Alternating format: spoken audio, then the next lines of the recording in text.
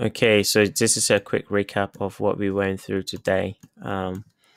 With Euro, we are long and we are looking for this upside objective: first target, second target, last target. On Pound, we are long from yesterday. That was our entry, and we are looking for these upside objectives. We hit the first target, we are heading for the second, and then these are upside objectives. On Pound New Zealand, price did hit our target, and we did look for a continuation to the upside to take out this high, and we've just got that today.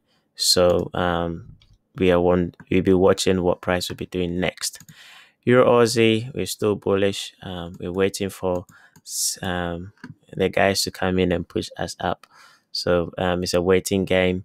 We did get to our first target from down here to our first target. So we're looking for the upside objective to be met. Similar to Pound Aussie, we are still looking for our upside objectives. This is our first target, so we are waiting to get there.